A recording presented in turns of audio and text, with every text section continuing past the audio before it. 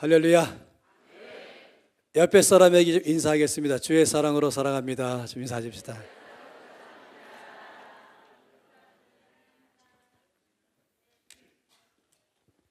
벌써 끝나셨어요? 앞뒤 사람에게도 한 번 더 인사하죠. 주의 사랑으로 사랑합니다.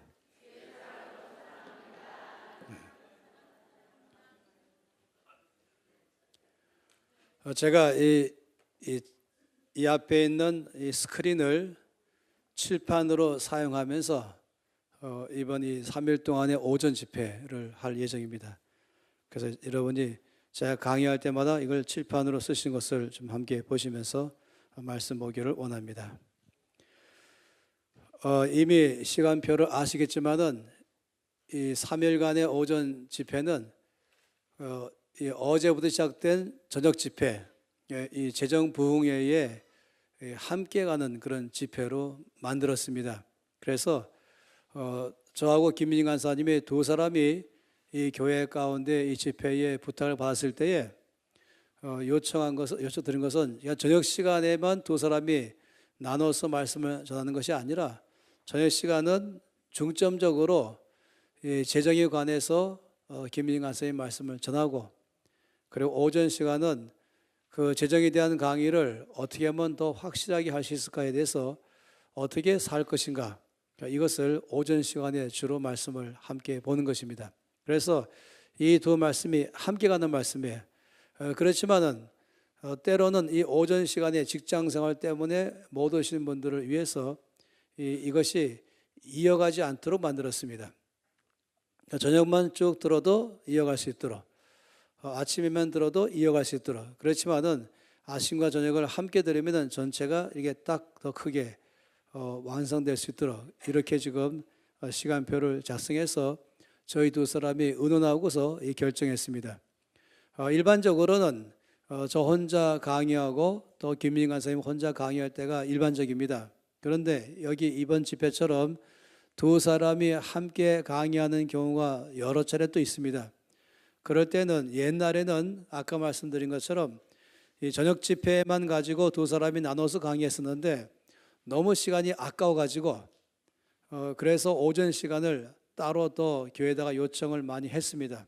그렇게 해서 한국 안에서도 여러 도시에서 그렇게 했고, 또는 호주 시드니나 아니면 뉴질랜드의 오클랜드나 아니면 이 미국에서 하와이에서나 아니면은 또 LA에서나 아니면 캐나다의 밴쿠버나 아니면 워싱턴 여러 지역에서 또 중국에서 마찬가지고 오전 시간을 제가 강의를 따로 하겠다라고 보통 부탁을 했습니다.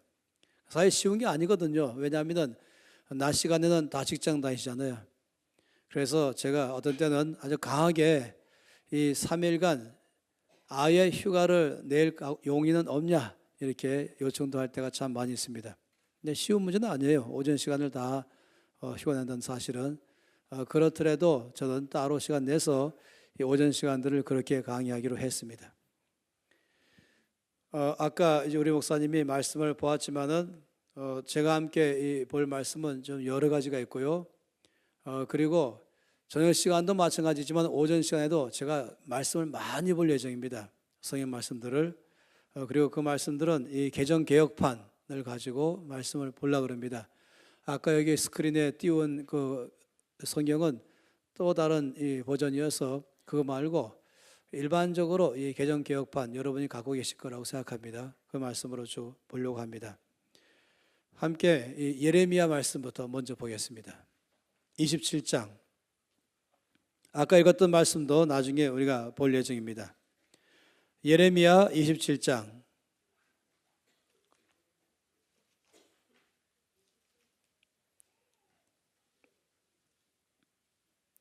예레미야 27장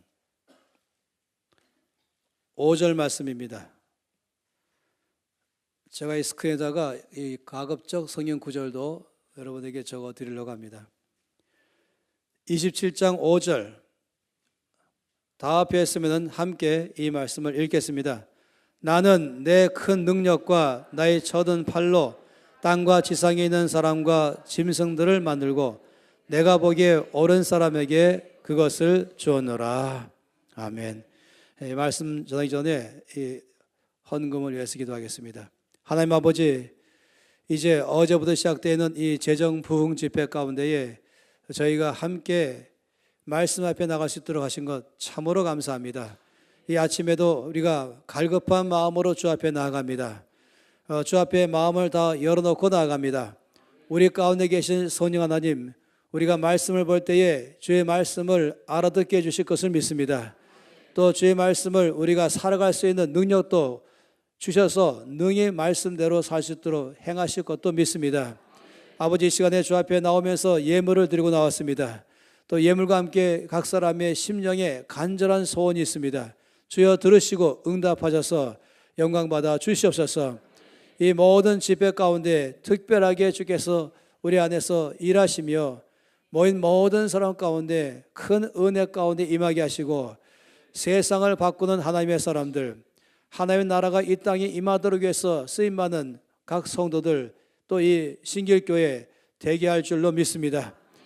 주 예수 이름으로 기도합니다. 아멘. 이 말씀 보게 될 때에는 아주 명확하게 말씀하기를 이렇게 말씀했어요. 하나님께서 말씀하기를 나는 모든 것을 다 소유했다, 이렇게 말했죠. 나는 내 큰 능력과 나의 쳐든 발로 땅과 지상에 있는 사람과 짐승들을 만들었다, 이렇게 말씀했습니다. 그러니까 우리가 아는 것처럼 하나님께서 모든 만물을 다 창조하신 분이시죠. 그럼 모든 만물을 창조하신 주님께서는 또한 그 모든 만물의 주인 되시는 것입니다. 하늘도 주의 것이고 땅도 주의 것이고, 그리고 하늘에 있는 모든 것도 또 땅에 있는 모든 것도 다 소유 주는 하나님 한 분이십니다. 그러면서 그 하나님께서 지금 말씀을 하는 것입니다. 이렇게 말씀했어요. 내가 보기에 옳은 사람에게 그것을 주었다, 이렇게 말씀했습니다. 이게 참 중요하죠. 하나님이 보시기에 옳은 사람, 우리가 이번 이 집회에서 가장 중점적으로 우리가 마음속에 담고 싶은 이 말씀이에요.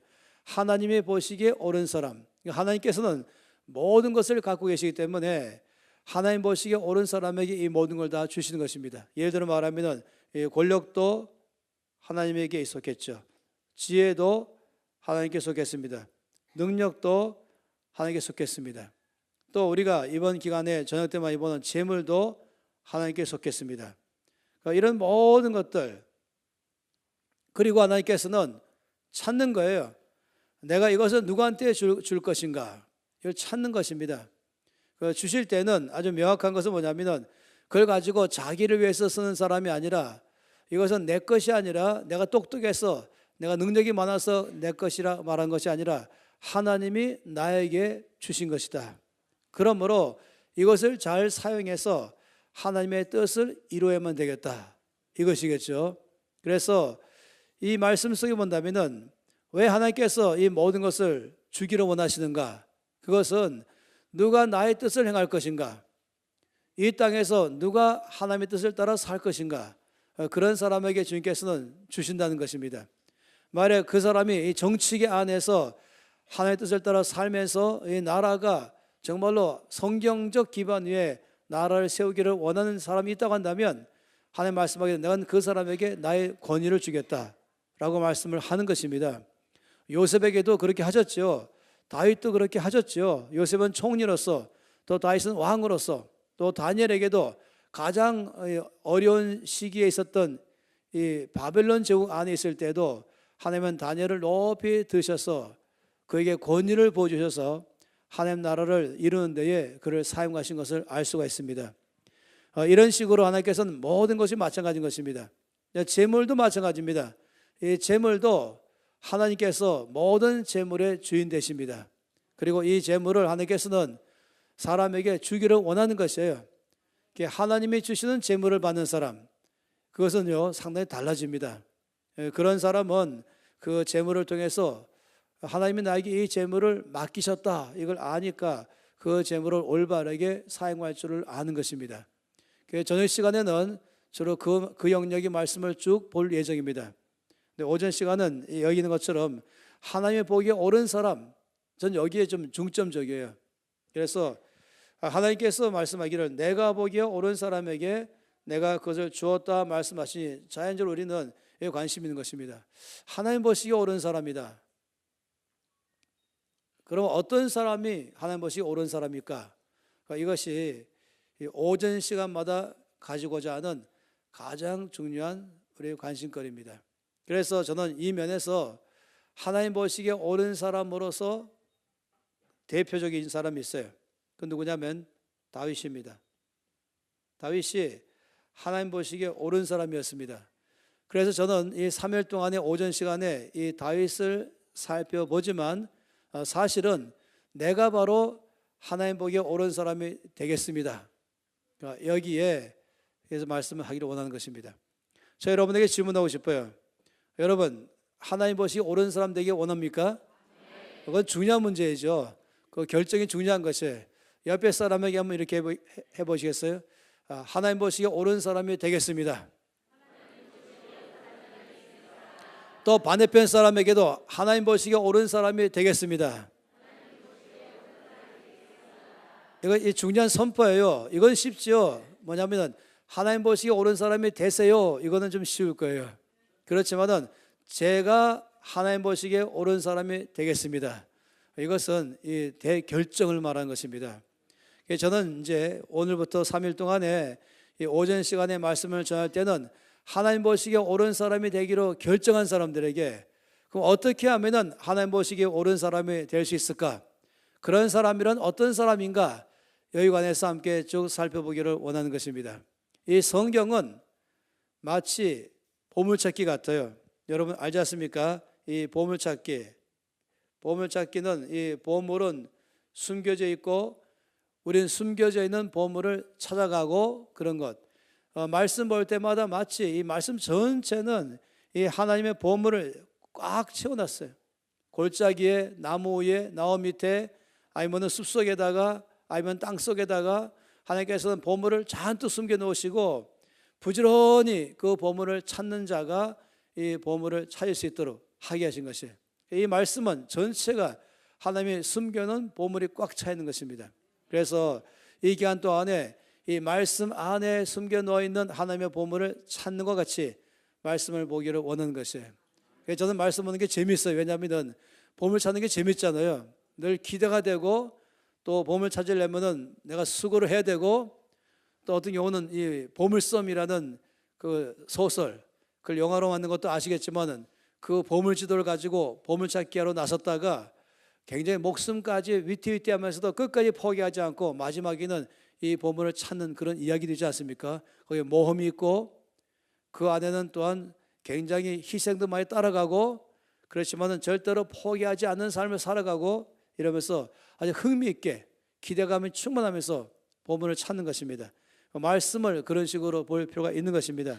그런가 하면은 저는 말씀, 이 성경은 또 다른 면으로 말하면 퍼즐 같다라고도 말하고 싶습니다. 우리가 퍼즐 알지 않습니까? 이 퍼즐은 조각으로 되어 있지 않습니까? 그 조각이 쫙 흩어져 있죠. 가장 이제 작은 퍼즐은 이제 막 어린 아이들이 뭔가는 이제 조금씩 뭔가 인지 능력을 키우기 할 때도 이 퍼즐 게임을 시키잖아요. 처음에는 5개짜리 퍼즐, 아니면 처음에는 뭐 10개짜리 퍼즐, 그다음 점점 올라가면은 이제 20개짜리, 30개짜리, 그러다가 점점 그 퍼즐이 많아지죠. 여러분도 퍼즐 게임을 해보신 분이 있을 것입니다. 나중에는 뭐 500개짜리 퍼즐도 있기도 하잖아요. 굉장히 복잡하잖아요. 그런데 그 퍼즐은 이쪽에 있는 것과 이쪽에 있는 것을 서로 끌어당겨 가지고 짝을 맞췄을 때에 짝이 맞아가기 시작하고 맞아가면서 이런 모습일 것이다 하면서 마치고 다 끝나고 나면은 거기에 굉장히 아름다운 그림이 나와 있지 않습니까? 예를 들어서 많은 양떼들이 있고 초장이 있고 예수님께서 목자로서 이 양떼를 돌보는 목자이신 예수님의 모습이 그려져 있는 그런 그림을 이제 퍼즐로 만들었으면은 조각으로 내시고 조각을 딱 보면 이게 뭔지 모르지 않습니까?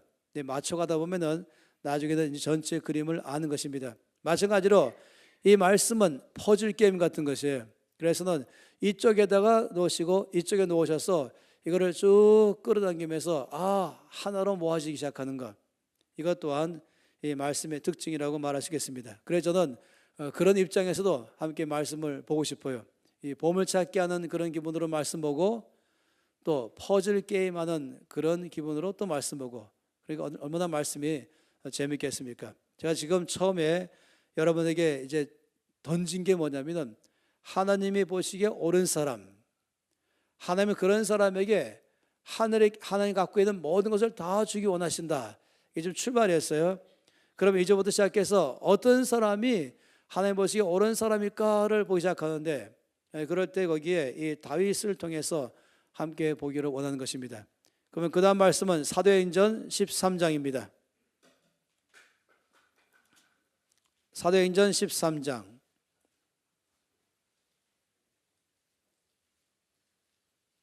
22절 한 절입니다.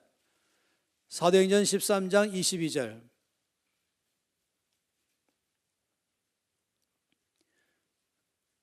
다 배웠으면 함께 또 이 말씀을 읽겠습니다. 패하시고 다윗을 왕으로 세우시고 증언하여 이르시되 내가 이새의 아들 다윗을 만나니 내 마음에 맞는 사람이라 내 뜻을 다 이루리라 하시더니. 참 얼마나 놀라운 말씀입니까? 저는 이 말씀을 너무나 좋아합니다. 왜냐하면 이 말씀에 보니까 하나님께서 이렇게 말씀했어요. 내가 이제 사울을 왕의 자리에서 패했다. 그리고 사울을 대신할 자가 누군가를 찾다가 내가 다윗의 이새의 아들 다윗을 만났다. 그럼 만나보니, 만나서 인터뷰도 하고 만나서 여러 가지 이야기를 나누면서 보니까 뭐라 했습니까? 만나보니 내 마음에 맞는 사람이라 라고 말했습니다.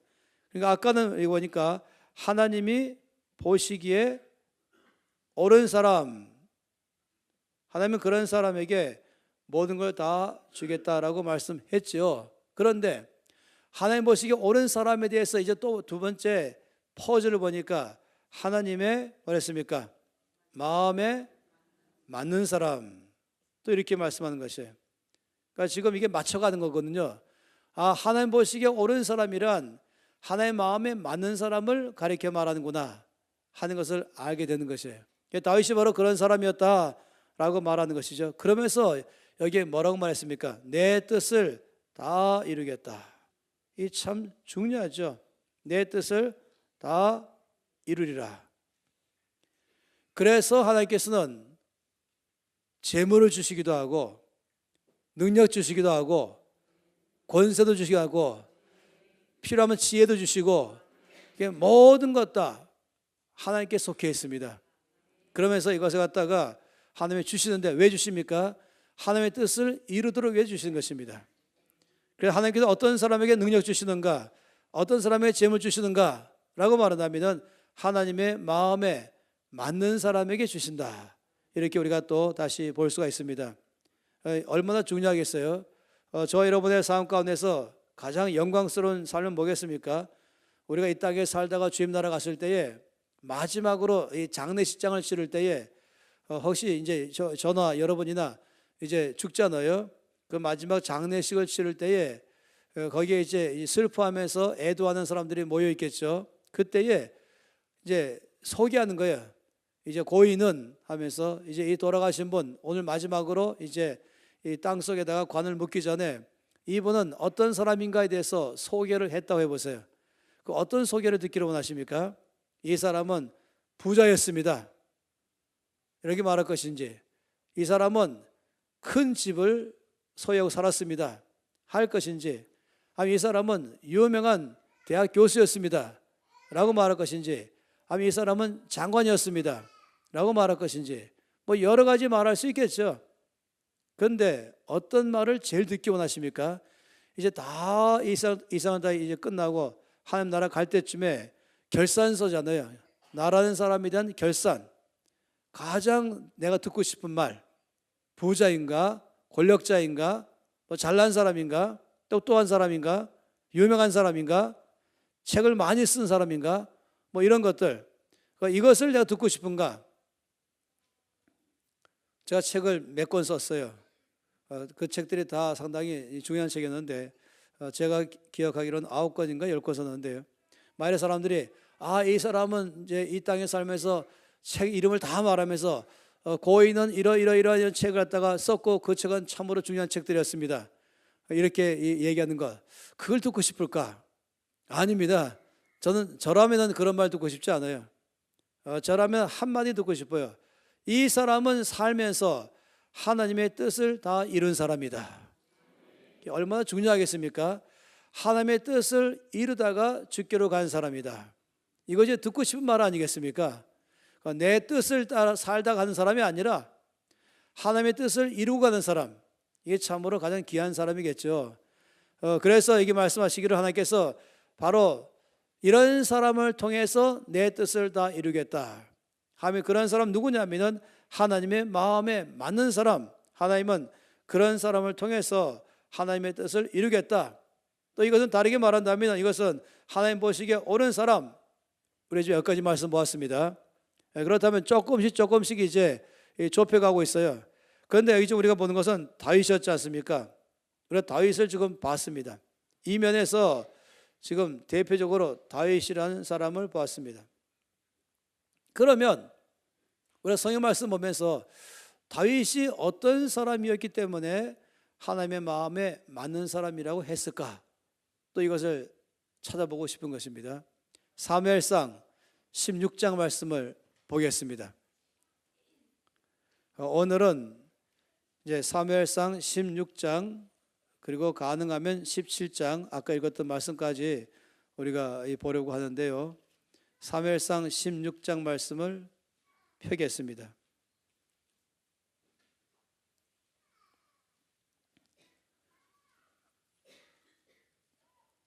먼저 1절에서 5절까지 말씀 다 함께 읽을까요? 1절에서 5절까지입니다. 여호와께서 사무엘에게 이르시되 내가 이미 사울을 버려 이스라엘 왕이 되지 못하게 하였거늘 내가 그를 위하여 언제까지 슬퍼하겠느냐? 너는 뿔에 기름을 채워 가지고 가라. 내가 너를 베들레헴 사람 이새에게로 보내리니 이는 내가 그의 아들 중에서 한 왕을 보았느니라 하시는지라. 사무엘이 이르되 내가 어찌 갈 수 있으리이까? 사울이 들으면 나를 죽이리이다 하니 여호와께서 이르시되 너는 암송아지를 끌고 가서 말하기를 내가 여호와께 제사를 드리러 왔다 하고 이새를 제사에 청하라. 내가 내게 행할 일을 가르치리니 내가 내게 알게 하는 자에게 나를 위하여 기름을 부을지니라. 사무엘이 여호와의 말씀대로 행하여 베들레헴에 이르매 성읍 장로들이 떨며 그를 영접하여 이르되 평강을 위하여 오시나이까? 이르되 평강을 위함이니라. 내가 여호와께 제사하러 왔으니 스스로 성결하게 하고 와서 나와 함께 제사하자 하고 이새와 그의 아들들을 성결하게 하고 제사에 청하니라. 아멘. 이 말씀은 처음에 1절 말씀 있는 것처럼 하나님께서 사무엘 보고 언제까지 슬퍼하겠냐 이렇게 말씀했어요. 사무엘이 왜 슬펐냐면은 하나님의 사울 왕을 버리기로 결정했거든요. 이 15장까지 말씀 보면은 이 사울이 왕이 되었을 때는 아주 겸손한 사람이었습니다. 그런데 가면 갈수록 이 사울 왕은 교만한 사람이 되고 불순종하는 사람이 되었습니다. 하나님이 여러 차례 이 사울 왕에게 기회를 줬지만은 사울은 그 기회를 거절했죠. 결국 하나님께서는 이제 이 15장에서는 사울 왕에게 말씀하시기를 내가 너를 버리겠다. 넌 더 이상 왕이 되지 못할 것이다. 내가 너를 왕의 자리에서 버리겠다라고 말씀했어요. 그 다음에 이것 때문에 사무엘이 마음이 슬픈 것입니다. 그런데 하나님께서 말씀하기를 사무엘에게 언제까지 슬퍼하냐? 이제 너는 슬퍼하지 말고 이제 뿔에다가 기름을 채워가지고 베들레헴으로 가라. 그럼 거기에 이새의 집의 아들을 내가 이미 사울을 대신하여서 이스라엘의 왕으로 선택했다 이렇게 말씀했습니다. 그래서 사무엘이 깜짝 놀랐죠. 여러분 아시겠지만 옛날에는 이 왕이 될 때에는 머리에 기름 부어서 왕으로 삼았습니다. 또 제사장이 될 때에도 머리에 기름 부어서 제사장으로 삼았습니다. 또 선지자가 될 때에도 기름 부어서 선지자로 세웠습니다. 왜 기름 붓는지 아시죠? 이 기름 부었다는 것은 성령의 능력을 보여주는 걸 말하는 것입니다. 그래서 너의 힘으로 아니라 너의 능력으로 하는 것이 아니라 너의 지혜가 아니라 성령의 능력과 지혜로 하라 하면서 하나님께서 세웠으면은 하나님이 성령의 기름 부으셔서 그 일을 가능하도록 하게 하는 것입니다. 그렇기 때문에 이제 사무엘에게 뿔에다가 기름을 채워서 가서 내가 이미 택한 사람에게 너는 머리에 기름 부어 왕으로 세우라 이렇게 말씀을 한 것입니다. 그럴 때 사무엘이 말하기를 하나님께 제가 이렇게 이 왕을 택할 자를 위해서 간다 그러면은 사울 왕이 이 소식을 듣고 나를 죽일 것입니다 했죠. 그래서 하나님께서는 그러면 이렇게 하라. 베들레헴 땅으로 가되 제사 드리러 왔다라고 가라. 그리고 제사의 사람들을 초청하되 특별히 이새와 그의 아들들을 초청하라. 그러면 내가 거기서 너에게 누구인지를 알려줘서 네가 어떻게 할 것인지를 내가 알려주겠다. 이게 오늘 말씀인 것입니다. 이 말씀 보면 재밌는 게 뭐냐면은 하나님께서 사무엘에게 말씀하실 때에 명확하게 말씀한 건 뭐냐면은 하나님이 앞으로 택할 사람은 베들레헴 사람이다 하는 걸 명확하게 말씀했어요. 그러니까 지역을 말씀했죠. 두 번째는 그 아버지는 이새다라고 말했습니다. 그래서 두 가지를 말씀했어요. 베들레헴 사람이고 그리고 그 아버지 이름은 이새다라고 말했어요. 하나님 말씀 안 한 게 뭐 있습니까? 이름을 말씀 안 했죠. 누구다는 말씀 안 하셨습니다.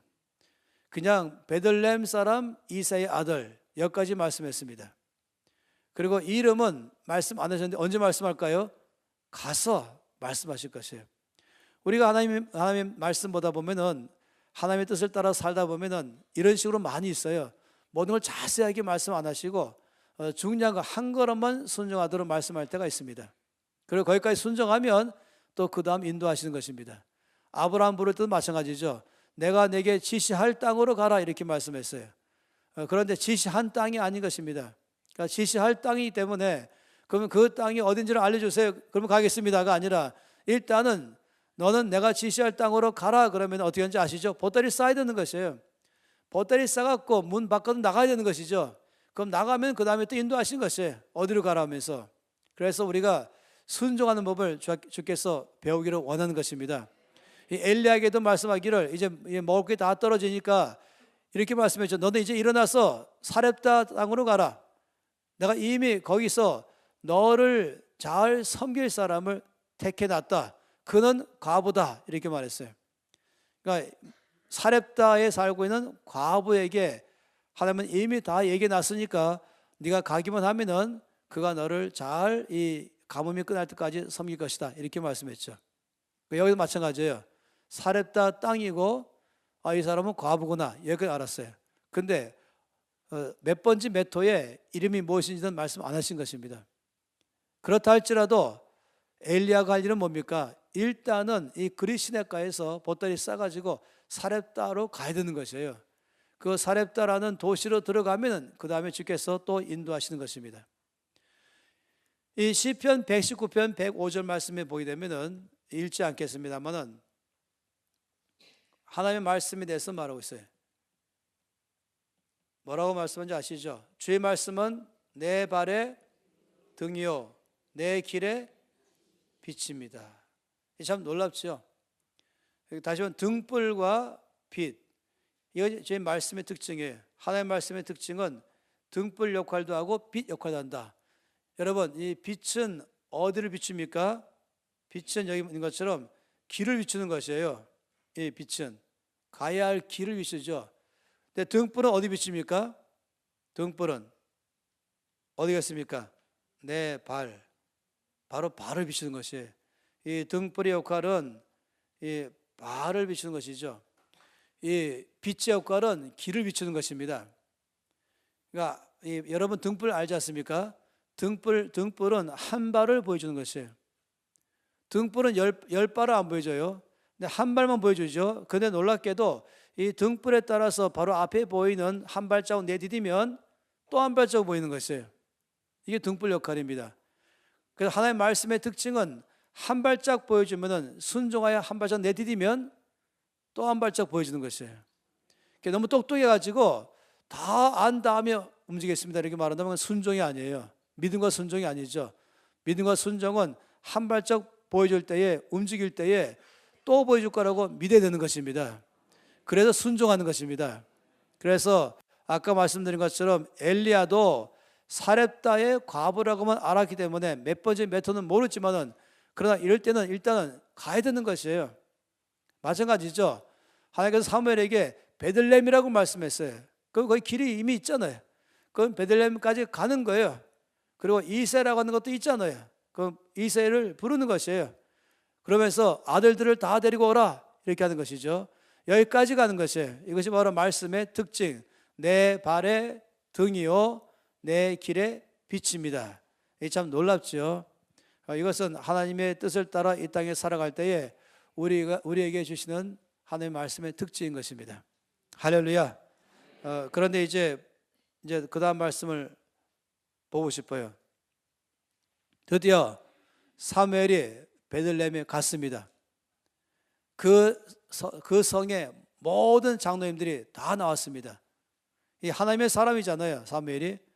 그러면서 사무엘은 이제 제사를 드리면서 그게 이새를 부르고 이새 보고 말하기를 네 아들들 다 데려오라 이렇게 했습니다.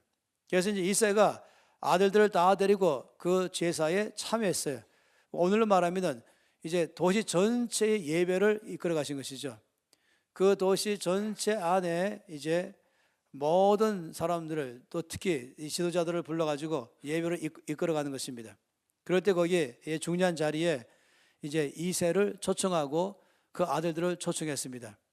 6절 말씀부터 시작해서 11절까지 말씀을 보겠습니다. 사무엘상 16장 6절에서 11절입니다. 함께 읽겠습니다. 그들이 오매 사무엘이 엘리압을 보고 마음에 이르기를 여호와의 기름 부으실 자가 과연 주님 앞에 있도다 하였더니 여호와께서 사무엘에게 이르시되 그의 용모와 길을 보지 말라. 내가 이미 그를 버렸노라. 내가 보는 것은 사람과 같지 아니하니 사람은 외모를 보거니와 나 여호와는 중심을 보느니라 하시더라. 이새가 아비나답을 불러 사무엘 앞을 지나가게 하며 사무엘이 이르되 이도 여호와께서 택하지 아니하셨느니라 하니 이새가 산마로 지나게 하며 사무엘이 이르되 이도 여호와께서 택하지 아니하셨느니라 하니라. 이새가 그의 아들 7을 다 사무엘 앞으로 지나가게 하나 사무엘이 이새에게 이르되 여호와께서 이들을 택하지 아니하셨느니라 하고 또 사무엘이 이새에게 이르되 내 아들들이 다 여기 있느냐. 이새가 이르되 아직 막내가 남았는데 그는 양을 지키나이다. 사무엘이 이새에게 이르되 사람을 보내어 그를 데려오라. 그가 여기 오기까지는 우리가 식사 자리에 앉지 아니하겠노라. 아멘. 자, 이 말씀에서 보면은 이제 드디어 이새가 왔죠. 그리고 아들들을 다 데리고 왔어요. 저는 말씀 볼 때마다 이제 이 말씀의 범위 안에서 상상하기를 참 좋아합니다. 그러니까 흔히 요즘 많이 말하는 3D로 보는 것이에요. 공간을 보는 것이죠. 그러면은 이제 사무엘이 이새가 데리고 온 아들들을 보는 순간에 약간 마음속으로 당황했습니다. 왜 당황했을까요? 사무엘이 이새가 데리고 온 아들들을 보는 순간에 당황했습니다. 당황한 이유가 뭘까요? 이새가 아들을 몇 명 데리고 왔어요? 그러니까 당황하는 거죠. 도대체 어느 놈이 어느 놈이냐? 이름은 말씀 안 하셨는데 한 명이 왔다 그러면 아주 금방 다 끝날 수 있어요. 2명 왔다 그러면 둘 중에 하나예요. 근데 7명이 왔으니까 확률이 점점 적어지는 것이에요. 이 중에 가려내야 되는 것이에요. 그래서 제가 이제 생각해 보기를 아마 이 사무엘이 어이쿠 한 명이 아니네 뭐 이렇게 2명 다 아니네. 그러니까 7명 중에 한 명을 내가 가려내야 되네. 그러니까 결국 어떻게 했냐면 사무엘이 마치 면접관처럼 이제 앉아 있고 이새 보고 그러면 한 명씩 내 앞으로 오게 하라. 내가 인터뷰하겠다. 면접하겠다. 그랬죠. 그래서 이새가 맏아들을 내보냈어요. 이름이 엘리압입니다. 그래서 맏아들이 먼저 이 엘리압이 이 사무엘 앞으로 걸어오기 시작했어요. 그때에 이 성경 말씀 보니까 사무엘이 이 엘리압 이 장남을 딱 보는 순간에 어땠습니까? 마음속에 감탄했습니다. 야, 정말로 사울을 대신할 왕이 여기 있네. 와, 정말로 훌륭한 청년이네. 바로 여기 왕이 있네. 이렇게 말했잖아요. 속으로. 아, 바로 이 청년이구나. 그러면서 어떻게 했습니까? 그가 가지고 온 이 기름 채운 뿔이 있잖아요. 이미 손으로 가기 시작했죠. 이 쑥 뻗으면서 마음은 벌써 가는 거예요. 자기가 확신했어요. 바로 여기 있구나. 이렇게 했지 않습니까? 과연 주님 앞에 있도다. 여호와의 기름 부으실 자가 과연 주님 앞에 있도다 하면서 그가 손을 뻗친 거예요. 확신했어요. 바로 이 청년이다 하면서 이 엘리압에 대해서 갖고 있는 이 사무엘의 마음이 한눈에 엘리압에 대해서 반해버렸어요. 마음에 쏙 들었어요. 그래서 이 손을 뻗치고 있었습니다. 그런데 하나님께서 말씀했습니다.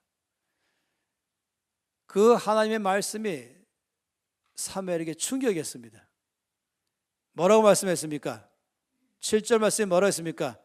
여호와께서 사무엘에게 이르시되 그의 용모와 키를 보지 말라. 이렇게 말했어요. 용모와 키 보지 말라. 여러분, 지금 사무엘이 엘리압 보자마자 야, 바로 이 청년이다 하고 한눈에 반해버린 것은 그 용모와 키 때문입니다. 근데 이렇게 말씀했죠. 더 충격적인 말씀이 있어요. 바로 이 사람이다 확신했는데 주님 말씀하기를 내가 이미 그를 버렸다. 이 놀랄 일 아니겠어요? 이 사무엘이 자기는 이 청년인 줄 알고 확신하고 있는데 하나님 말씀하기를 아니라 나는 이미 그를 버렸다. 그리고 이렇게 말씀했어요. 내가 보는 것은 사람과 같지 아니하다. 사람 뭐를 본다고요? 외모를 본다. 이게 지금 외모예요. 사람은 외모를 보거니와 나 요한은 뭘 본다고요? 중심을 본다. 이 큰 차이점이에요. 이 외모에 용모와 키가 들어가는 것이에요. 이 용모와 키를 갖다가 오늘의 말로 좀 바꾸면 뭔지 아세요? 오늘의 말로 하면 용모는 얼짱입니다. 키는 뭐겠습니까? 당연히 몸짱이죠. 우리가 뭐 이 B 이렇게 하는 이 탤런트가 영어 배우 B 같은 경우도 말하는 것처럼 사람들은 상당히 많은 경우에 이 사람들을 바라볼 때 얼짱, 몸짱 이것이 뭐 가장 인기 있는 남자 아니겠어요? 그런데 하나님 말씀하기를 그거는 기준이 외모라고 말한 것이에요. 그리고 말씀하시기를 하나님께서는 나는 사람 보는 기준이 외모에 있지 않다. 나는 사람들이 보는 기준과 다르다. 내가 사람들을 바라보는 기준은 중심을 본다. 이렇게 말씀하는 것입니다. 이 참 쉬운 문제가 아니에요. 제가 참 놀라는 것은 뭐냐면 이 사무엘 같은 하나님의 사람도 사람 보는 눈이 아직까지 좀 성숙하지 않다. 이것 때문에 놀라는 것입니다. 사무엘 누굽니까? 아주 어릴 때부터 하나님의 음성을 듣는 사람이었습니다. 그는 이미 나이가 많은 사람이 됐죠. 평생을 주를 섬긴 사람이고 하나님의 사람으로 다 인정했어요. 그는 가장 중요한 사람이고 성숙한 사람이죠. 그런데도 불구하고 하나님의 눈으로 사람을 아주 잘 못 본다. 이건 굉장한 일인 것이에요. 교회 안에도 이 장로님, 이 권사님이 사익감 선택하려고 물색할 때 이 딸을 위해서 또 이제 또 다시 또 아들이 있을 때는 며느리감을 또 물색할 때 뭐 기준이 뭘까 하는 것이에요. 무슨 기준으로 하는가? 그 어떤 기준으로 사익감을 뽑을까? 어떤 기준으로 며느리감 뽑을까?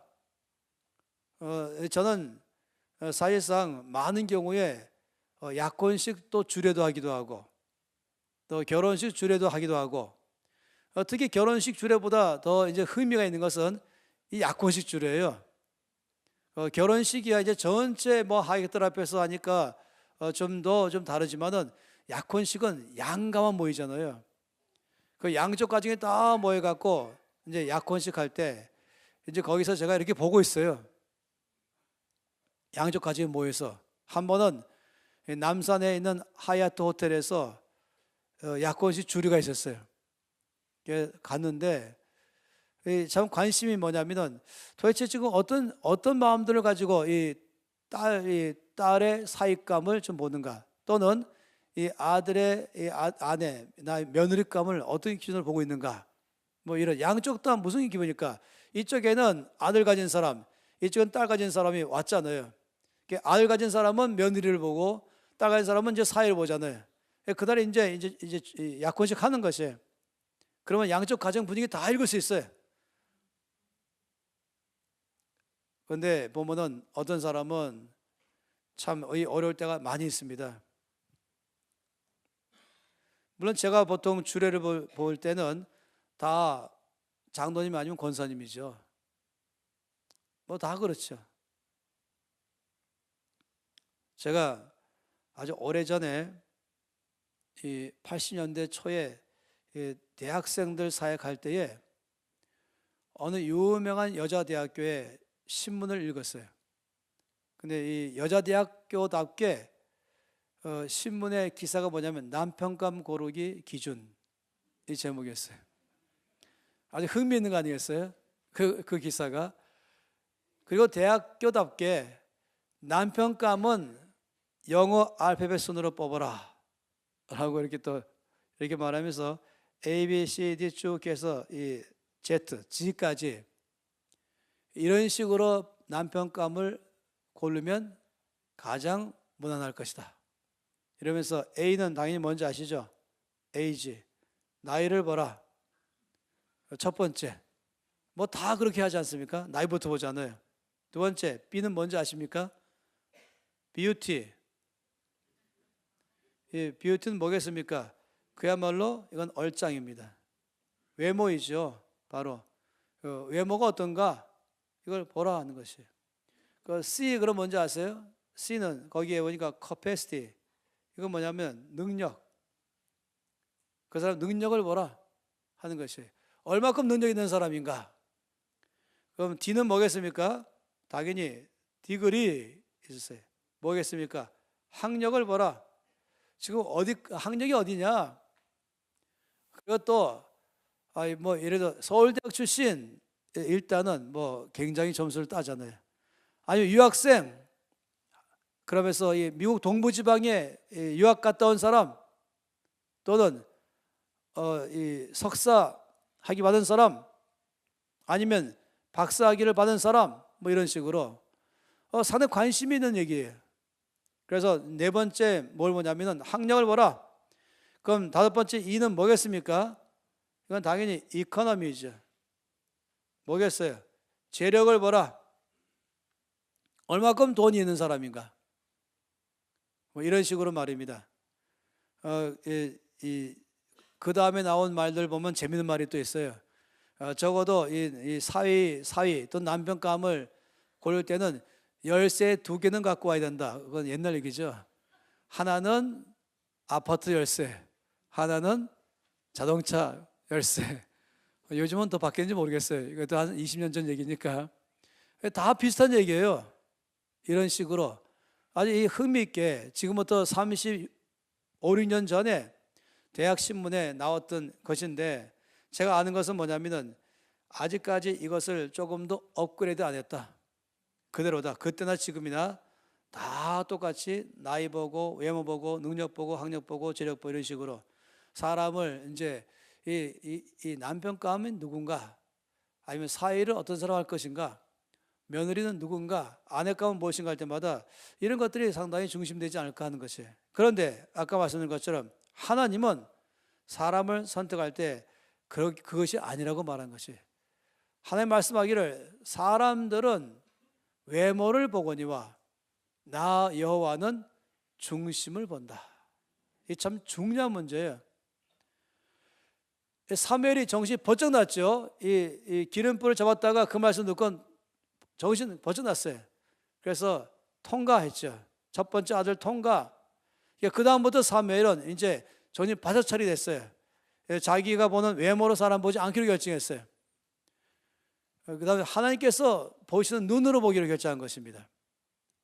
그러면서 이제 한 명 한 명 다 지나갔죠.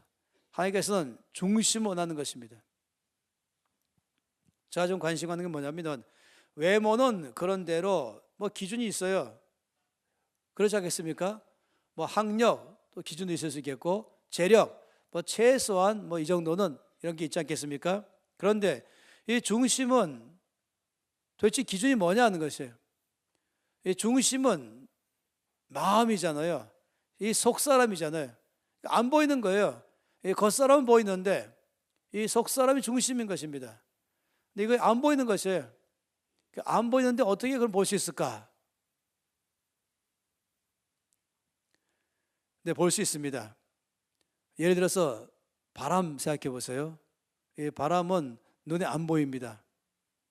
그런데 바람이 어디서부터 불어서 어디로 가는지 바람의 방향을 정확하게 알 수 있습니다. 어떻게? 풍향계를 설치하면. 우리가 설치하는 거 있지 않습니까? 풍향계를 설치하면 정확하게 바람이 방향을 측정할 수가 있는 것입니다. 또 바람이 얼마나 센가 이걸 알아보려면 풍력계를 설치하면 이 바람의 이 강도를 정확하게 측정할 수가 있습니다.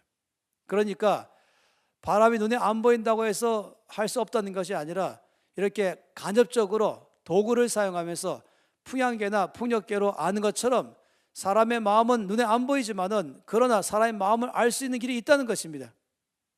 그러니까 이것이 지금 우리가 관심 갖는 것이에요.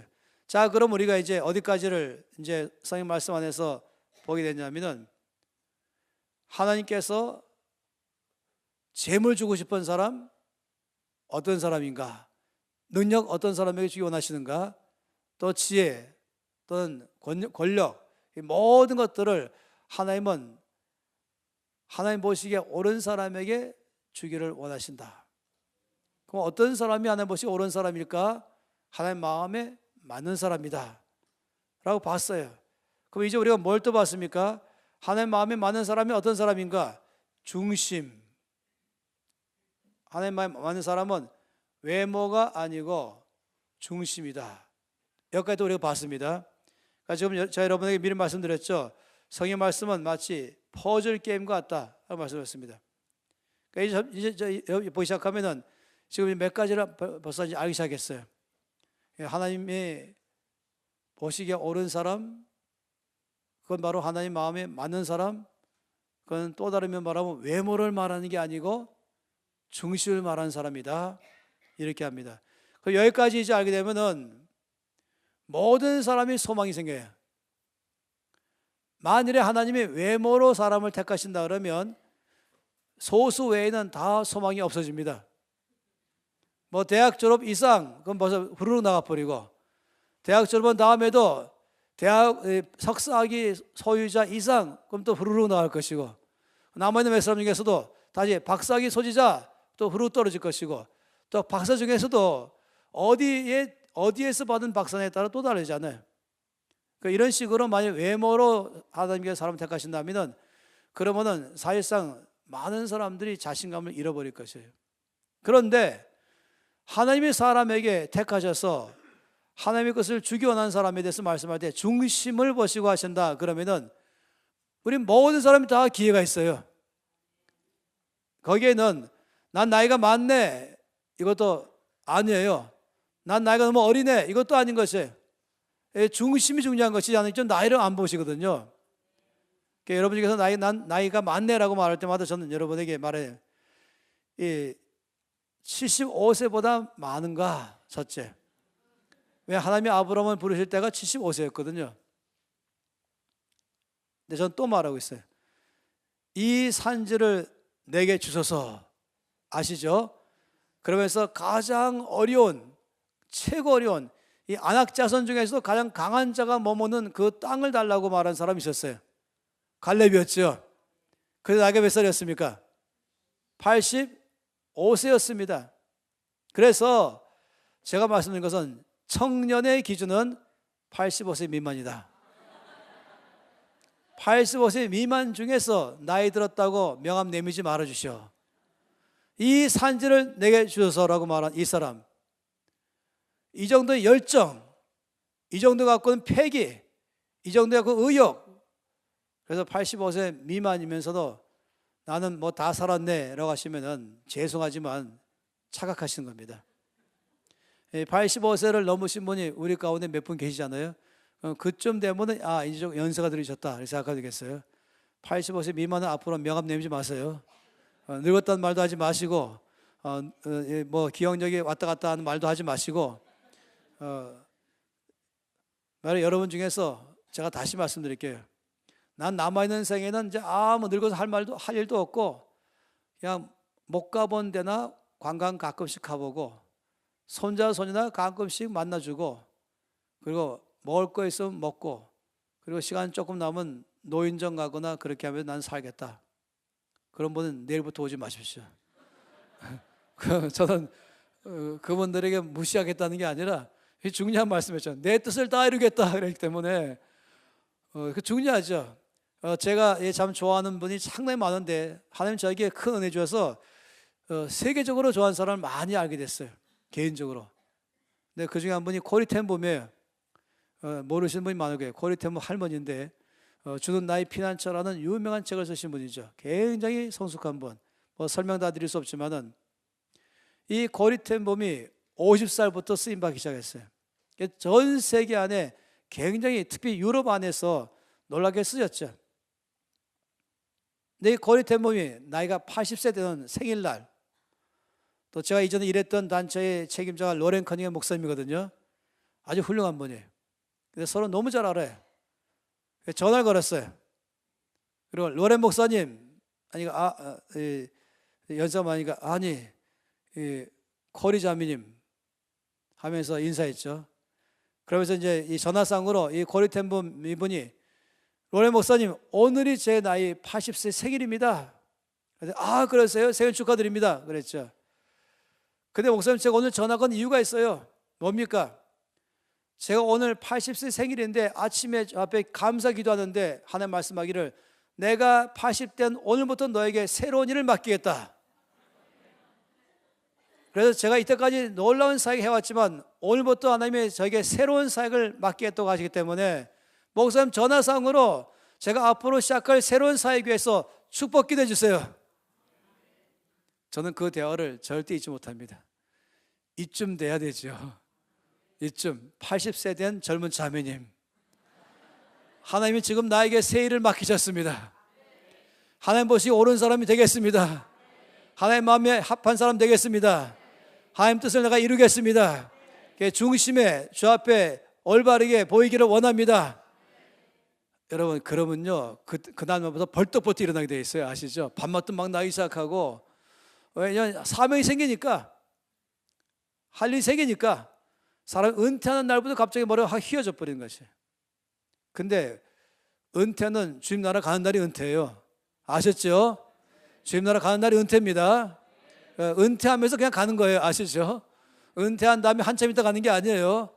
그냥 은퇴하는 그 시간, 가는 시간이 은퇴하는 시간이에요. 할렐루야. 저는 결정했습니다. 주님 뜻대로 살기로 결정했습니다. 그래서 이미 결정 끝났어요. 저는 은퇴를 하기로, 바로 주께 가는 그 시간이 은퇴하는 날인 것입니다. 제가 이 새로운 사역을 하고 있는데 이 사역에 여러 사람들이 이제 간사로 지원해요. 현재 500명이 있어요, 간사가. 그리고 또 500명이 또 기다리고 있어요. 근데 못 들어오고 있어요. 근데 이제 많은 분들이 질문해요. 여기에 간사로 일하려면 나이 제한이 있습니까? 물어봐요. 제가 뭐라고 답했을까요? 아니요. 제가 답변하기를 나이 제한이 있습니다. 그러면은 조금 나이 많으신 분들이 걱정스럽게 쳐다보는 거예요. 나이 제한이 있다고 제가 말하니까 그러면서 저에게 나이 제한이 어떻게 됩니까? 물어봅니다. 그럼 제가 지금 여기서 이 간사로 사역하려면은 17세는 넘어야 됩니다. 그리고 120살은 되면 안 됩니다. 그래서 17세에서 120살까지만 받을 겁니다. 그래서 120살부터는 나이 제한이 있습니다. 제가 이때까지 간사로 사역하신 분 중에서 84세가 제일 많아요. 그래서 제가 아주 안타까워하고 있습니다. 언제 85세가 들어올까? 이 85세 청년 막 펄펄 날아요. 사명이 있으니까, 할 일이 있으니까 말입니다.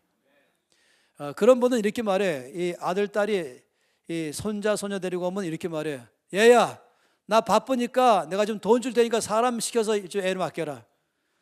나 바쁘니까 애 못 본다니까. 뭐 이런 할머니, 할아버지 되면 참 좋겠습니다.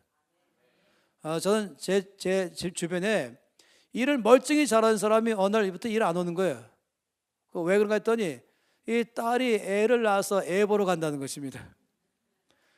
참 답답한 일이에요. 속이 상하는 거예요. 지금 일할 나이에 지금 아이들 보고 있어요. 저는 저희 아이들에게 분명히 말했습니다. 나한테 애들 맡길 생각도 하지 마라.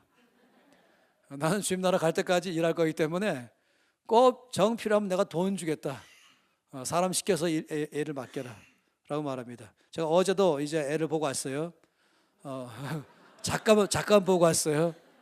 설교 다 하고 남는 시간에 잠깐 들려가지고 이제 이 3주 된 이 손자, 그 다음에 3살 된 손자, 그 다음에 10살 된 손녀 셋 다 불렀어요. 그러고는 사진 막 찍고 한 번씩 안아주고, 야, 나 바쁘니까 간다, 잘 있어라. 끝냈어요. 그러니 이 중심을 하나님이 보시고 사람 쓰신다 하니까 이 모든 사람이 다 자격이 됩니다. 학력 관계 안 하시는 거예요. 재력 관계 안 하시는 거예요. 돈이 많은 사람 안 쓰실까요? 쓰세요. 돈이 없는 사람 안 쓸까요? 쓰세요. 돈이 많다고 안 쓰는 것도 아니고 돈이 없다고 안 쓰는 것도 아니고, 그러면 박사 안 씁니까? 써요. 박사이기 때문에 쓰는 것이 아니고, 아니면 중졸 써요. 중졸 때문에 안 쓰는 것도 아니고, 학력을 절대 무시하지 않아요. 그렇지만은 학력 기준이 아닌 것이죠. 외모도 아니고 능력도 아니고 재력도 아니고 오직 한 가지, 중심인 것입니다. 그러니 공평하지 않습니까? 공평한 하나님 나라의 채용 원칙인 것입니다. 그러니까 누구나 여기에는 신청할 수가 있습니다. 그런데 한 가지 중요한 건 중심인 것이에요. 아무리 유명한 박사랄지라도 이 중심에 걸리면 탈락하는 것입니다. 아무리 무명용사랄지라도 중심에 합격하면 쓰임 받는 것입니다. 아까 우리가 엘리압 봤지 않습니까? 얼마나 이 엘리압이 멋있으면은 이 엘리압에 대해서 볼 때에 지나갔네, 어디죠? 여기 볼 때에 얼마나 놀라운 청년이면은 이 사무엘이 반했을까? 그렇지만은 참 충격받는 것은 이 말씀에 하나님께서 내가 이미 그를 버렸다. 이 충격받는 거예요. 아마 사람들은 요즘에 엘리압 그러면은 아마 인기 있는 탤런트가 될지 모르겠어요. 키도 크고 멋있고 여기 얼짱에다가 몸짱이면 이미 다 합격이잖아요. 완벽한. 그렇지만 하나님께서 말씀하기를 내가 그를 버렸다 라고 말씀하는 것입니다. 그러니 저도 그렇고 여러분도 그렇고 이 관심거리는 딱 하나입니다. 중심인 것입니다. 지금도 마찬가지예요. 저도 여전히 저희 가운데 가장 중요한 것은 저희 중심인 것입니다. 할렐루야. 여러분 꼭 기억하시기 바랍니다. 하나님이 어떤 사람에게 재물을 맡기시는가, 하나님 어떤 사람에게 권력을 맡기시는가, 하나님 어떤 사람에게 하나님 나라 일을 맡기는가 할 때마다 항상 하나님은 중심을 보시고 맡기신다. 그러면 우리 모든 사람의 소망은 나는 하나님이 보시는 중심에서 합격한 사람 되기 원합니다. 이게 우리 마음이죠. 여기 말씀 보니까 이제 하나님께서 사무엘에게 한 명, 첫째, 둘째, 하나님께서 통과, 둘째, 통과, 셋째, 넷째, 다섯, 여섯, 일곱 다 통과했어요. 7명 왔는데 7명이 다 지나갔어요. 그리고 더 이상 없어요, 아들이. 이쯤 되면은 사무엘이 어떻게 시작할까? 내가 지금 하나님의 음성을 제대로 듣고 왔나? 이렇게 의심할 수도 있죠. 이 집이 맞나? 여기가 맞나? 이 일이 맞나? 내가 분명히 주의 뜻이 알고 왔는데 다 아니라고 말하잖아요. 하나님께서 7명 다 아니라는 거예요. 그러면은 어떤 사람들은 갑자기 당황하죠. 그리고 자신감이 없어지는 것이에요. 의심이 막 생기는 것이에요. 난 지금 주의 뜻인 줄 알고 이렇게 했는데 안 일어나기 때문에 그럼 내가 잘못 들었나? 아니면 내가 잘못 알고 있나? 그러니까 쉽게 포기해버리는 사람 많이 있어요. 신앙생활 하다 보면은 이 확신이 없다 보니까 쉽게 포기해버리는 거예요. 기도하다가 주께서 응답할 줄 알고 기도하다가 응답이 안 되니까 쉽게 포기해버리는 사람. 이거 주께서 확실하게 주의 뜻을 알고 하는데 일이 안 되니까 또 쉽게 포기해버리는 사람. 아닌가 보다 이렇게 하면서 말입니다. 내가 잘못 들었구나 이런 식으로. 내가 잘못 알았구나. 너무 빨리 결론 내리는 것입니다. 근데 사무엘은 참 놀라운 사람이에요. 오늘 보니까 사무엘은 자기가 지금 7명 다 지나가고 아무도 아들이 없어도 포기하지 않았어요. 확신이 있었어요. 사무엘은 분명히 베들레헴 사람이고 분명히 이새의 아들 중에 하나라고 나에게 하나님이 말씀하셨다. 이걸 확신 가졌습니다. 그래서 사무엘이 이새에게 질문한 것이에요. 그 질문이 무엇입니까? 내 아들들이 다 여기 있느냐? 이 질문. 여기 7명이 전부 다냐? 이 말이죠. 이것은요, 제가 이때까지 살아오면서 이런 질문은 누구나 할 수 있는 질문이 아니다 알았습니다. 하나님의 뜻이 확실한 걸 확신 갖고 있는 사람만 이런 질문할 수 있는 것입니다. 아까 말씀드린 것처럼 그렇지 않으면 빨리 포기해버린 거예요. 내가 잘못 알았구나. 내가 잘못 들었구나. 나는 안 듣는구나. 뭐 이런 식으로 말입니다. 그러니까 신앙생활을 이 확신 없이 하다 보면은 끈기가 없는 것이 뭐 하다가 그만두고. 그런데 확신 가운데 있어야 되죠. 디모데서에서 너는 배우고 확신 가운데 거하라 라고 말한 것처럼 우리 신앙생활이 확신 가운데 있어야 하는 것입니다. 저 이때까지 살아오면서 지금 내가 있는 이 자리가 주께서 있으란 자리인가? 저는 항상 확신했습니다. 그래야 있게 되죠. 지금 내가 하는 일은 하나님이 하라는 일을 하고 있는가? 확신해야 되는 것이죠. 그렇지 않으면 곤란해져요. 저는 여러 나라에서 저보고 와달라고 그랬던 게 있었습니다. 또 여러 곳에서 오라고 말한 게 있었습니다. 인간적으로 보면 너무 좋은 것이에요. 그걸 옮겨오고 싶지요. 그런데 중요한 게 뭡니까? 하나님이 불렀느냐? 하나님의 뜻이냐? 이게 더 중요하잖아요. 비록 여기가 좀 안 좋아도 여기 살아도 이걸 해도 하나님의 뜻이면은 가장 중요한 것이죠. 그래서 여기 지금 사무엘이 확신이 있었습니다. 그렇기 때문에 이 아들들이 다 왔습니까? 이 질문이잖아요. 전부 다입니까? 그랬더니 이새가 말했어요. 여러분 이새가 말한 말은 아주 금방 끝나 있어요. 이렇게 말했죠. 아직 막내가 남았는데 그는 양을 지키나이다. 이렇게 말했죠. 근데 그렇게 읽으면 안 돼요. 아직 막내가 남았는데 양을 지키나이다. 이렇게 읽으면 문제가 아니에요. 이 사무엘이 당신의 아들들 다 왔습니까? 이게 전부 다입니까? 이렇게 물으니까 그때 이새는 머리를 극적극적하면서 갑자기 목소리가 쑥 들어가면서 아직 막내가 있습니다. 이렇게 말했죠. 그러니까 사무엘이 어디 있어요? 양 지키고 있습니다. 여기서 말하는 양 지킨다는 것은 그냥 몇 마리 양을 지키는 그런 걸 말하는 게 아니에요. 음악 소리가 너무 좋으네. 몇 마리 양 지키는 문제를 말하는 게 아니라 그 당시에는 양이 주업이에요. 그러니까 지금으로 말하면 이런 거 같겠죠. 공장이 저기 강원도 산골짜기에 공장이 있는데 그 공장을 책임 맡아서 갔습니다. 이렇게 말하면 딱 될 거예요. 그러니까 잠깐 나갔다 정도가 아니라 아예 그 일을 하러 갔다는 것입니다. 그것도 제가 말한 것처럼 멀리 그것이 말해 서울에 있다면 서울에서 좀 멀리 공장이 조금 더 싼 곳에 그 필요에 따라서 장소가 중요하지 않겠어요? 그러면 양이라면 풀이 많이 있는 것이고 그러기 때문에 조용한 곳이 먼 곳, 산골짜기, 강원도 대관령 이렇게 말한 것처럼 말입니다.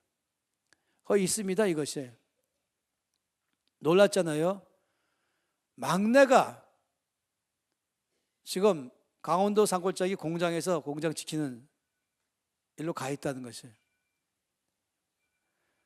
지금 아들들이 다 있는데 7명의 아들들은 다 있는데 이 막내가 거기 가 있다. 이건 보통 일 아닙니다. 일반적으로 내리사랑이거든요. 야곱은 그의 아들들 중에서 11번째 아들인 요셉을 이 내리사랑으로 사랑했죠. 그래서 딴 아들은 다 들판에 가서 일하게 해도 요셉만큼은 집에 있게 했었습니다. 이게 일반적인 사람이에요. 옛날에 지금이나 다 똑같아요. 서양 사람, 동양 사람 다 똑같아요. 이 늦지막에서 맨 마지막에 난 아들은 늘 옆에 끼고 싶은 거였어요. 그런 불구하고 이 막내를 양지키도록 내보냈다. 이 저 강원도 산골짜기 안에서 공장에서 일하도록 보냈다. 이상하지 않아요? 아마 제가 이것을 나중에 여러분에게 왜 그런지를 설명하기 위해서 미리 지금 여러분에게 말씀드린 것입니다. 어쨌든 나중에 설명드릴 것이에요. 그랬더니 지금 막내가 있는데 양을 지키고 있습니다. 이 사실을 알은 것이에요. 사무엘이 사실은 놀랐겠죠. 이상하다. 어찌 막내를 여기 부르지 않았을까? 문제가 있는 아이일까? 속썩이는 아이인가? 여기 오면 안 되는 아이인가? 뭐 이럴 수 있지 않겠어요? 그렇지만은 사무엘이 누굽니까? 그 아들 보고 싶은 거예요. 그 막내. 왜냐하면 분명히 하나님 말씀하신 거기 때문에. 그래서 사무엘이 뭐라고 말했습니까? 그를 당장 데려오라 이거죠. 사람을 보내어 그를 당장 데려오시오. 그러고 그다음에 이렇게 말했어요. 그가 여기 오기까지는 우리가 식사 자리에 앉지 않겠습니다. 이렇게 말했어요. 그가 여기 오기까지는 식사하지 않겠습니다. 이거죠. 바로 옆에 있어서 뭐 5분 내로 부르면 참 좋겠는데 산에 먼 거리 있거든요. 꼼짝없이 다 배고파도 있어야 되는 거예요. 사무엘이 앉지 못하면 다 못하는 것입니다. 그 도시의 유지들, 장로들 다 못하는 것이에요. 누가 입이 나왔을까요? 이 형들의, 이 젊은 형들.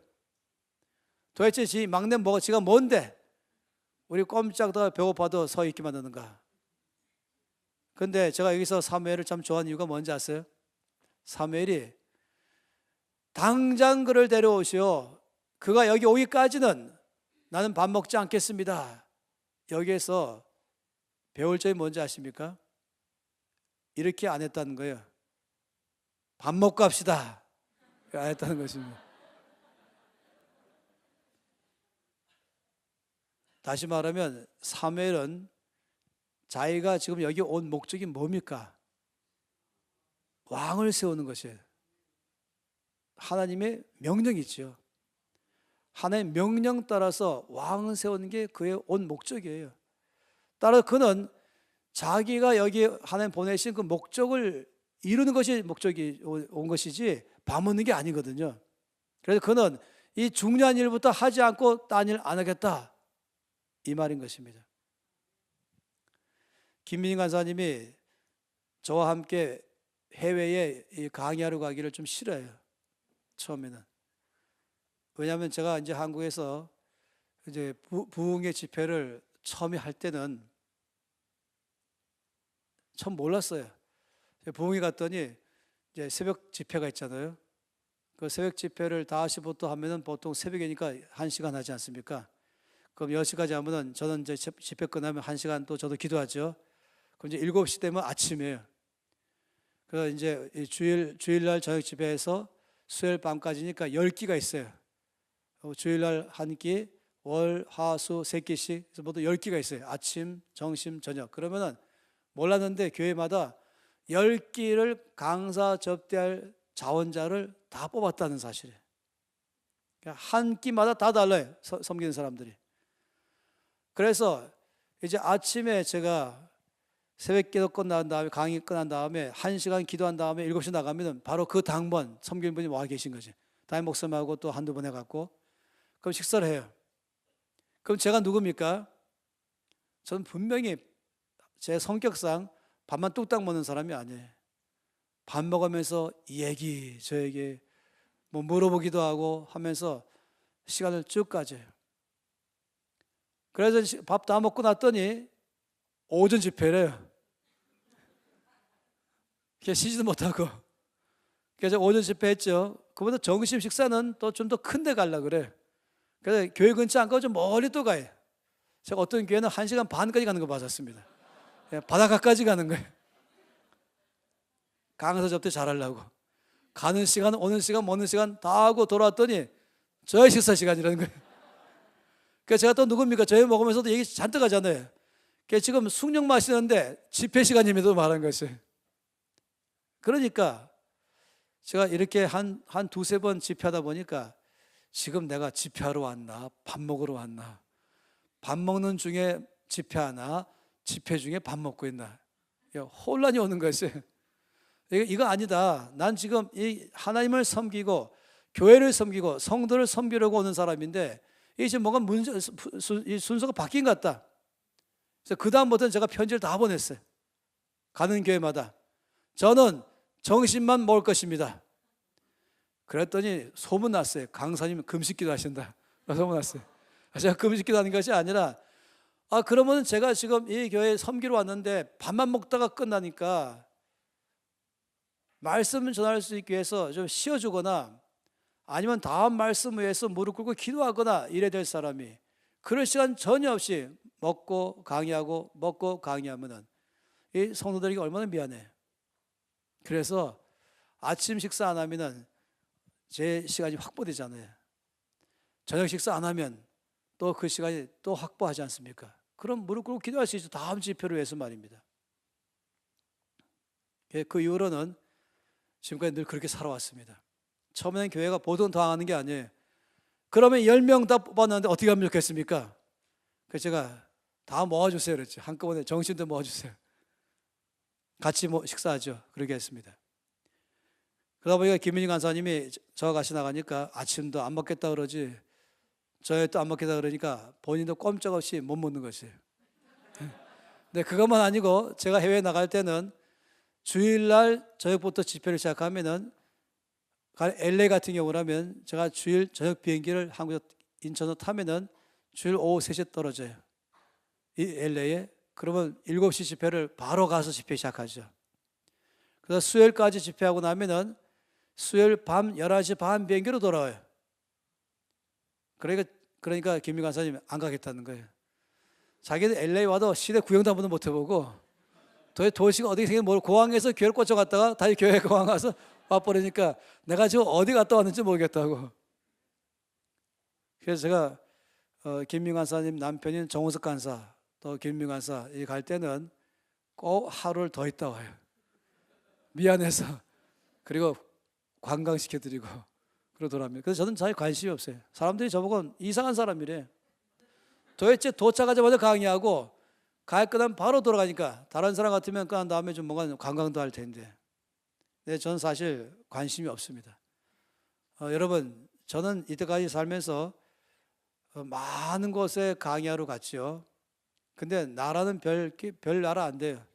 제가 이때까지 강의하러 갔던 나라는 50개 나라밖에 안 됩니다. 전체가 전 세계 나라가 다 포함하면 243개 나라에 비하면 너무 적은 나라죠. 근데 저는 이 팀들, 단기 선교, 장기 선교 팀들은 200개 나라에 보냈습니다. 그들은 가야 되겠죠. 저는 거기 가서 관광할 마음이 없는 것입니다. 제가 배운 거예요. 사무엘에게서 배운 것이에요. 사무엘은 당장 그를 데려오세요. 그가 여기 오기까지는 식사 자리에 앉지도 않겠습니다. 그래서 사무엘이 앉지 못하니까 아무도 못 앉는 것이에요. 그래서 사무엘은 하나님이 자기에 맡겨진 이 일, 이거부터 나는 먼저 한 다음에 가서야 그 다음에 뭐 먹든지 하겠다. 이건 우리 모두 가운데 아주 중요한 자세라고 생각합니다. 아브라함이 자기 아들 이삭의 아내감, 그러니까 며느리감을 이제 택하기 위해서 어디서 며느리감을 택할까 하다가 자기 고향 땅으로 가서 택하겠다. 그래서 이 일을 누구한테 맡길까 하다가 자기 집에서 일하는 가장 신뢰하는, 가장 이 일을 맡길 수 있는 믿음직한 사람, 종을 불렀죠. 그 늙은 종이었지 않습니까? 늙은 종한테 이제 이삭의 아내감, 그러니까 아브라함의 며느리감을 택해서 데리고 오라 그랬습니다. 그래서 지혜로운 종이었죠. 가서 이제 리브가를 만났습니다. 그리고 하나님이 주신 이 이삭의 짝인 줄 확신했습니다. 확신한 순간에 어떻게 했는지 아세요? 바로 그 부모님한테 당신 따님 데리고 가겠습니다 그랬어요. 그러니까 보통 놀란 게 아니죠. 옛날이니까 전화가 있어요, 편지가 있어요. 한 번 가면 언제 볼지 모르는데 이 딸이 갑자기 이제 어느 순간에 이 아내로 택함 받더니 바로 데려가 있다는 것이에요. 그래서 이 부모님 얼마나 속상해서 아니에요, 좀 며칠 있다 가시죠. 이렇게 먼 길로 오셨는데 이 근처에 관광할 때도 참 많이 있어요. 그리고 아주 좋은 식당도 몇 개 있거든요. 한 주간 푹 쉬시면서 이렇게 외국까지 오셨는데 좀 쉬면서 관광하시다가 그때 가시죠 이렇게 했어요. 한마디 말은 그런 거죠. 근데 이 아브라함의 종이 뭐라고 말했습니까? 아니요, 저는 바로 이제 이미 제 주인이 말씀하신 이 며느리감이 누군지 확실히 알았으니까 바로 가겠습니다 이렇게 말했습니다. 그래갖고 부모님이 너무 말이 안 통하니까 결국 타협했어요. 그러면 본인에게 물어보겠습니다. 본인이 가겠다면 가고 본인이 이따 가겠다면 이따 가겠습니다. 그래서 리브가를 불렀죠. 그리고 지금 이분은 너를 바로 데리고 그 다른 그 먼 나라 간다 그런다. 이 바탄 아람에서 가나안 땅이니까 너 어떻게 할래? 너 지금 갈래? 아니면 우리 생각은 내가 좀 이따 가면 좋겠는데 한 번 가면 이제 언제 보겠냐? 이 리브가 이 소녀 아니겠어요?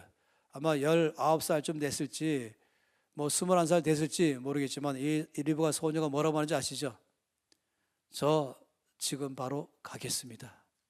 또 굉장한 또 이 자매예요. 그래서 저는 이때도 이 아브라함의 종의 충성됨을 보는 것입니다. 이 사무엘의 모습과 똑같은 모습인 것이에요. 자기 이렇게 주인 일을 하면서도 그 참에 내가 먹고 싶은 거 다 핑계대고 먹고 관광도 다 하고 이렇게 할 수도 있겠지만은 얼마나 자기 맡은 일을 최선을 다하는지 나 바로 가겠습니다. 정말 맡길 만한 사람인 것입니다. 이 모습 안에서 예수 믿는 우리들 모습들을 다시 한번 발견하고 또 도전받게 되는 것입니다. 이런 식으로 우리가 맡긴 일이 뭐든지 어디에서 우리가 더 최선을 다하고 싶은 것입니다. 이것은 나중에 더 많이 그 말씀을 보기를 원합니다. 저는 이 시간에 오늘, 내일, 모레 이 3일 동안에 전부 6시간 강의하거든요. 강의를 하고 쉬었다 또 강의하고 하루에 2번, 오늘도 2번, 내일 2번, 모레 2번 6시간 동안에 제가 강의할 터인데 지금 이 첫 시간 동안에는 여러분에게 서론을 말씀드렸습니다. 이제 이 서론 알지 않습니까? 여기 보았던 이 서론, 하나님의 보시기에 옳은 사람에게 하나님은 모든 걸 다 맡기신다. 그리고 그 사람은 어떤 사람인가? 하나님의 마음이 맞는 사람이다. 어떤 사람이 마음이 맞는 사람인가? 바로 중심이다. 여기까지 우리가 보았습니다. 그럼 이제 이 쉬었다가 다시금 말씀 볼 때는 첫 번째부터 도대체 다윗의 어떤 면 때문에 하나님이 다윗을 썼을까? 당연히 다윗의 중심 보시고 그를 택하신 것이죠. 그러면 다윗의 중심은 도대체 뭐냐? 이 중심이란 뭘까? 이 안 보이는 중심 어떻게 알 수 있을까? 그걸 이제 본다면은 우리가 하나님이 어떤 사람을 통해서 일하시는가 하는 것을 보게 될 것입니다. 저는요, 1차적으로는 여러분 모두가 다 하늘의 재물을 맡은 사람 되기를 바랍니다. 그것은 첫째, 빚 다 갚게 되는 것이에요. 빚 싹 다 갚는 것이고, 더 나가서 이 재물 줄 때마다 하나님 여러분 통해서 정말로 놀랍게 쓰임받는 사람 되기 바라는 것입니다. 어젯밤에 그렇게 말씀 분명히 했을 거예요. 그리고 오늘 밤에 이렇게 할 거예요, 이제 앞으로. 그리고 저는요, 저를 간절히 바란 것은 바로 그런 사람이 재물을 받는 사람도 되고 그런 사람들로 정치계도 가기를 바란 것입니다. 하나님이 주시는 권력 가지고 정치하는 사람 말한 것입니다. 그냥 자기 권력 가지고 자기 일하는 사람 말고 하나님이 마음에 맞는 사람으로서 하나님의 뜻을 이루는 사람, 저는 그런 사람 대통령 되길 바란 것이에요. 그런 사람이 국회의원 되고 장관 되길 바란 것이에요. 그런 사람 도지사가 되고 시장 되길 바라는 것입니다. 저희 기도 제목입니다. 그래야 이 나라가 쓸 수 있는 것입니다. 또 전 그런 사람들이 교육하기 바라는 것이에요. 그런 사람이 교사이든지 교수이든지 그래서 정말 올바른 교육자 되길 바라는 것입니다. 저는 그런 사람들이 매스컴 안에서 있길 바라고, 신문, 방송 여러 개 말입니다. 그런 사람들이 또 예술계 안에서 있길 바라고, 과학계 안에 있길 바라고, 그런 사람들이 모든 사회 안에, 의사도 그런 사람으로서, 법관도 그런 사람으로서, 외교관도 그런 사람으로서, 저는 이 나라 안에서 모든 영 가운데서 하나님께서 모든 게 주인이거든요. 맡긴 바 되어서 정말 하나님의 나라를 이 땅에 이루는 사람, 일어나길 바란 것입니다. 저는 이 신길교회도 정말로 여러분 안에서 많은 사람들이 나오면서 이 나라의 모든 영역 가운데 영향을 주기를 바란 것입니다. 여러분 가운데서 정말로 정치계면 정치계 안에서, 경제계 안에서, 교육계 안에서, 예술계 안에서, 매스컴 안에서, 과학계 안에서, 아니 의학계 안에서든지 여러 방면 안에서 신길교회 출신들이 지금 이 땅에서 사방에서 일하면서 하나님의 나라를 이 땅에 이루고 있습니다. 저는 그 말을 듣기를 원합니다. 여러분도 그런 기도를 많이 하시기 바랍니다. 아버지, 우리 교회 가운데는 모든 성도들, 또 이 10대들, 20대들, 아니면 다음에 있는 이 청소년들, 이 어린아이들 잘 자라나서 이 하나님 보시기에 옳은 사람 되게 하셔서 하나님께서 모든 것을 다 주셔서 이 땅에서 주의 나라를 확장하는 데 쓰임받게 주시옵소서. 그렇다면 이건 놀라운 건 아니겠습니까? 신길교회가 무엇을 의미가 될 것인가? 그건 숫자로가 아니라 영향력으로 이 나라에 영향을 주며 온 땅에 영향을 주는 교회. 저는 지금 그래서 말씀드리는 것이에요. 그런 면에서 어떻게 그런 사람 될 것인가를 보는 것입니다. 여러분, 말씀 볼 때마다 늘 기억하셔야 됩니다. 말씀 볼 때마다 다윗에 대한 이야기 이게 아닌 것이에요. 사무엘 이야기 이게 아닌 것이에요. 모세 이야기 이게 아닌 것이에요. 바로 나의 이야기로 받는 것입니다. 내가 바로 그 사람이 되기 시작하는 것입니다. 그럼 하나님 지금 나에게 뭘 말씀하시는가 듣는 것입니다. 그때 일어난 사건, 그냥 그때 그런 일이 일어났었다 하는 것이 아니라 지금 내 앞에서 일어나는 일을처럼 보길 바라는 것입니다. 이것이 말씀 보는 올바른 자세인 것이죠. 그래서 제가 지금 말씀드린 것은 단지 다윗이 훌륭한 사람이었다 이걸 말하는 게 아니에요. 목적이 그게 아니라 누가 다윗 같은 사람 될 것인가. 그래서 여기 있는 모든 분들이 다 그런 사람으로 저 앞에 쓰임받기를 바라서 그런 것입니다. 할렐루야. 이제 쉬기 전에 두 손 높이 들고 기도하시겠습니다. 두 손 높이 들겠습니다. 그리고 기도하실 때는 입을 열어서 전심으로 통성으로 기도하면서 아버지, 제가 바로 그런 사람 되겠습니다. 제가 바로 중심에서부터 하나님 보시기에 옳은 사람 되기를 원합니다. 쓰임받기를 원합니다. 주여 나를 써주시고 우리 신길교회에 있는 모든 성도를 다 써주시고 청년과 청소년과 어린아이들을 써주시옵소서. 함께 통성으로 기도하시겠습니다. 할렐루야. 감사합니다.